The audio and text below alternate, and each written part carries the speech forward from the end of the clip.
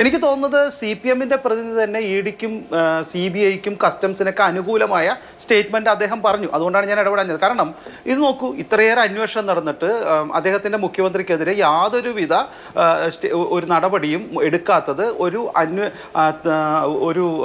ഒരു പുതിയതായ ഒരു തെളിവും കിട്ടാത്തത് കൊണ്ടാണെന്നും അതുകൊണ്ട് ഇത്തരത്തിലുള്ള ഏജൻസികൾ ക്ലിയർ ആണെന്നുമാണല്ലോ അദ്ദേഹത്തിന്റെ ഒരു വാദമുഖം. അതുകൊണ്ടാണ് മുഖ്യമന്ത്രിക്കും അതുപോലെ തന്നെ മകൾക്കും അതുപോലെ തന്നെ കരുവന്നൂരുമെതിരെ എടുക്കാത്തത് എന്നാണല്ലോ അദ്ദേഹത്തിന്റെ വാദമുഖത്തിന്റെ മറ്റൊരു ഭാഗം.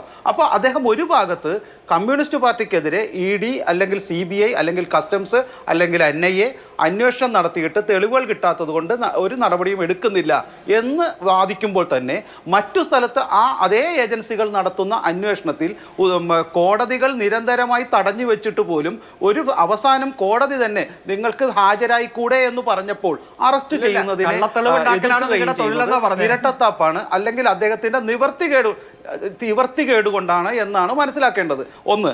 രണ്ട്,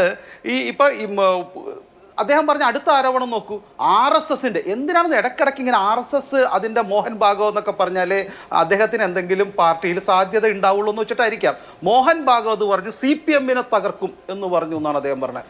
CPM-ന്റെ അഖിലേന്ത്യാ സെക്രട്ടറി ഒരു മീറ്റിംഗിൽ വെച്ചിട്ട് പറയാണ് RSS-നെ വളർത്തും, RSS-ന്റെ ശാഖകൾ തുടങ്ങാൻ ഞങ്ങൾ സമ്മതിക്കുന്നു. ഏതെങ്കിലും CPM-ന്റെ നേതാവ് പറയൂ? പ്രതിപക്ഷ കക്ഷികൾ പറയണത് അവരുടെ എതിരാളികളെ തകർക്കുമെന്നാണ് പറയേണ്ടത്, അല്ലെങ്കിൽ അവരെ ഒഴിവാക്കണം പൂർണ്ണമായി. അതിനല്ലേ രാഷ്ട്രീയം. അല്ലാണ്ട് എതിരാളികളെ വളർത്തുവാൻ വേണ്ടിയിട്ട് ഞങ്ങൾ ഇടയ്ക്കിടയ്ക്ക് എന്തെങ്കിലും സഹായം ചെയ്യുമെന്ന് പറയണോ? ഇതൊക്കെയാണ് ഇവർ ഈ സമയം അഡ്ജസ്റ്റ് ചെയ്യാൻ അവർക്ക് കിട്ടുന്ന സമയത്ത് രാഷ്ട്രീയമായി മറ്റു രാഷ്ട്രീയ പാർട്ടികളെ പ്രതിരോധിക്കുവാൻ പറ്റാത്തതുകൊണ്ട് നിങ്ങളൊരു സാംസ്കാരിക സംഘടനയാണ്, ഭാരതത്തിന്റെ പൈതൃകം സന്ദേശമാണ്, ആശയമാണ് എന്നൊക്കെ പറഞ്ഞിട്ട് ഇപ്പൊ പ്രതിപക്ഷ പാർട്ടികളുടെ നിരയിലാണോ അല്ലെങ്കിൽ രാഷ്ട്രീയ പാർട്ടികളുടെ നിരയിലാണോ നിങ്ങൾ RSS-നെ പ്രതിഷ്ഠിക്കുന്നത്? ഞാനല്ലല്ലോ, അത് അരുണല്ലേ മറുപടി പറഞ്ഞപ്പോൾ അങ്ങ് രാഷ്ട്രീയ പാർട്ടികൾ എന്നൊക്കെയാണ് പറഞ്ഞത്. നിങ്ങൾ CPM-ന്റെ സംസ്ഥാന സെക്രട്ടറിയോട് RSS-ന്റെ ദേശീയ നേതാവിനെ നിങ്ങൾ പറയുന്നത്. അപ്പൊ ഇവരെല്ലാവരും രാഷ്ട്രീയത്തിൽ കളിക്കുന്നവർ തന്നെയാണ്. BJP-യുടെ മറയുണ്ട് എന്നേ ഉള്ളൂ. അല്ല, അത് നമുക്ക് വേറെ ദിവസം ചർച്ച ചെയ്യാൻ മാറ്റണ്ട. ഞാൻ അടുത്ത കാര്യം കൂടെ പറയാം.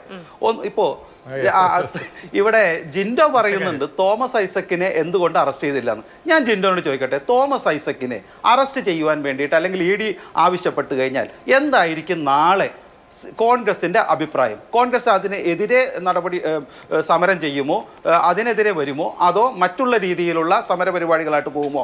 കരുവന്നൂർ വിഷയത്തിൽ ഇനിയിപ്പോൾ നാളെ അവിടുത്തെ മൊയ്തീനെയും അടക്കമുള്ള ആളുകളെ അറസ്റ്റ് ചെയ്യുവാൻ വിളിച്ചാൽ കേരളത്തിലെ കോൺഗ്രസിന്റെ അഭിപ്രായം എന്തായിരിക്കും? അത് ഇതേപോലെ തന്നെ പ്രതിപക്ഷ കക്ഷികളെ തകർക്കുവാൻ ശ്രമിക്കുന്നു എന്നുള്ള ഒരു മിനിറ്റ് ക്ഷമിക്കുകയാണ്. എനിക്ക് ശ്രീ അരുൺകുമാറിലേക്ക്